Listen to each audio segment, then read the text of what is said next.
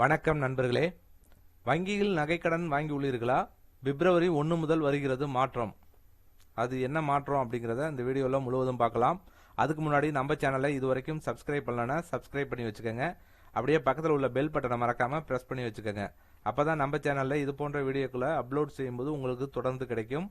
வாங்க வீடியோக்குள்ளே போகலாம். இந்தியாவில் தங்கம் ஒரு முக்கிய முதலீடு மற்றும் அவசர கால தேவைகளுக்கான பாதுகாப்பான கடன் வழியாக பார்க்கப்படுகிறது.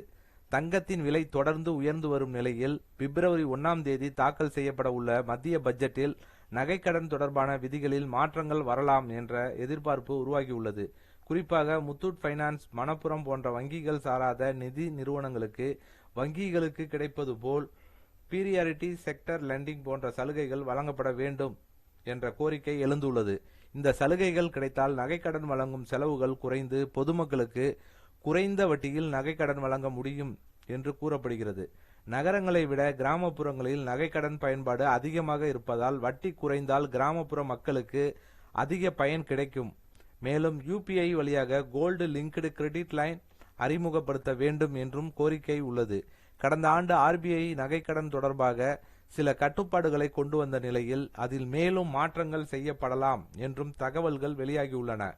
குறிப்பாக 2 லட்சம் ரூபாய்க்கு கீழ் நகைக்கடன் வாங்குபவர்களுக்கு கூடுதல் சலுகைகள் வழங்கப்பட வேண்டும் என்ற கோரிக்கையும் வலுவாக உள்ளது.